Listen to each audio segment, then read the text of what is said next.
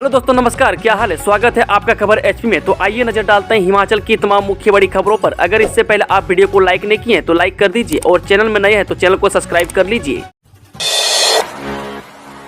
Para teachers को मिलेगा arrear, high court का फैसला लागू करते हुए शिक्षा विभाग ने जारी किए निर्देश। जी उच्च शिक्षा निदेशालय ने पैरा टीचर के हक में आया हिमाचल प्रदेश उच्च न्यायालय का फैसला लागू कर दिया है।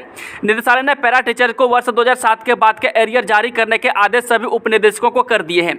बता दें कि उच्च शिक्षा विभाग के अंतर्गत कुल 500 से अधिक पैरा टीचर सेवाएं दे रहे हैं। इसमें प्रति शिक्षक के हिसाब से करीब 2.5 लाख एरियर की राशि दी जानी है। वह पिछले दिनों प्रारंभिक शिक्षा विभाग ने भी पैरा टीचरों के हक में फैसला लागू कर दिया था। अब पैरा टीचरों को भी छठे वेतन आयोग के लाभ मिलने शुरू हो जाएंगे। वही प्रदेश के सभी पैरा टीचर ने उच्च न्यायालय के इस फैसले का स्वागत किया है। वह सभी शिक्षकों ने नया पे स्केल मिलने का लेकर खुशी है। इस मामले में लंबे समय बाद फैसला आया है। आज सूर्य की टो लेने जाएगा आदित्य। काउंटडाउन शुरू। सुबह 11:50 पर होगी लॉन्चिंग। जो इंडियन स्पेस रिसर्च ऑर्गेनाइजेशन ने शुक्रवार दोपहर 12:10 पर सोलर मिशन आदित्य L1 की लॉन्चिंग का 23 घंटे 40 मिनट का काउंटडाउन शुरू कर दिया। आदित्य L1 को शनिवार सुबह 11:50 पर PSLV XL रॉकेट के जरिए श्रीहरिकोटा के सतीश धवन स्पेस सेंटर से लॉन्च किया जाएगा। बता दें कि मिशन की लॉन्चिंग से एक दिन पहले इसरो चीफ एस सोमनाथ आंध्र प्रदेश के चेमलमा परमेश्वरी मंदिर पहुंचे। यहां उन्होंने मिशन की सफलता के लिए प्रार्थना की। इसरो ने कहा कि आदित्य L1 सूर्य का अध्ययन करने वाला पहला अंतरिक्ष आधारित भारतीय मिशन होगा।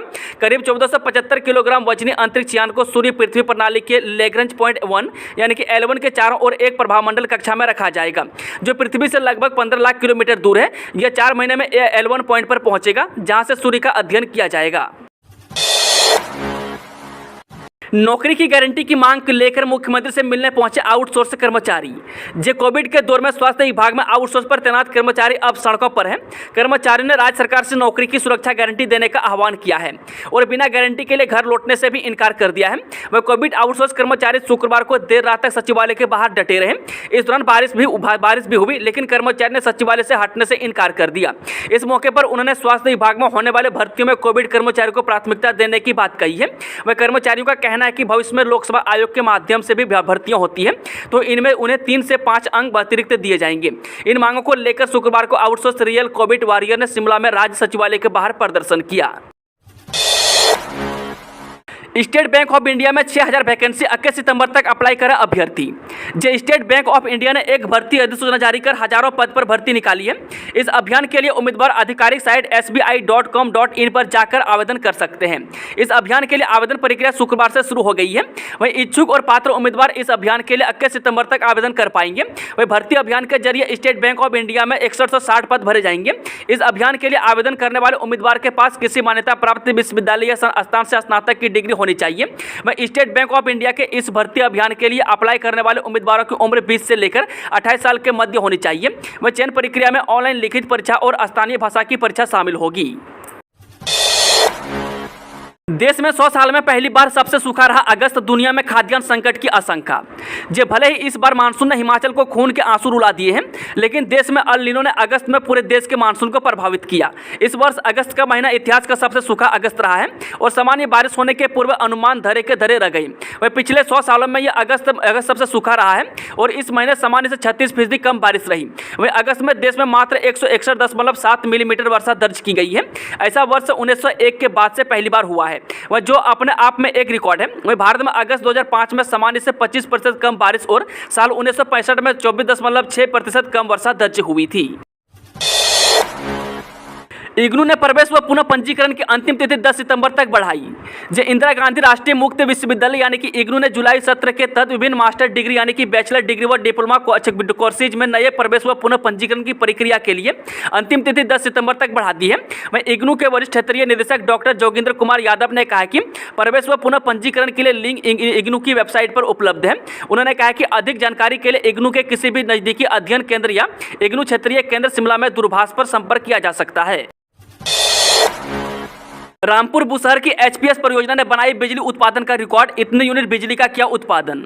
जी रामपुर के एचपीएस परियोजना ने 31 अगस्त को अब तक का सबसे ज्यादा 337.1653 मिलियन यूनिट बिजली उत्पादन का मासिक कीर्तिमान स्थापित किया है। जब से परियोजना में विद्युत उत्पादन प्रारंभ हुआ है तब से लेकर अब तक का यह सर्वश्रेष्ठ मासिक उत्पादन रहा है।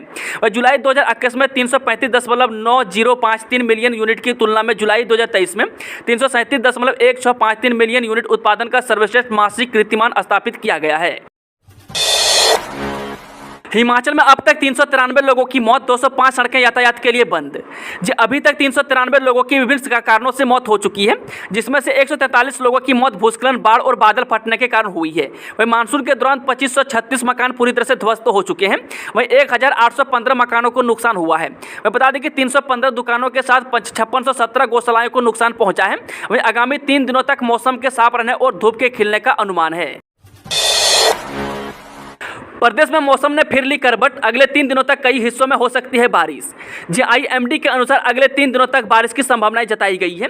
हो सकता है कि अगले 3 दिनों तक बारिश में ब्रेक न लगे। यही नहीं, ऊंचाई वाले इलाकों में बर्फबारी होने की भी संभावनाएं जताई जा रही है।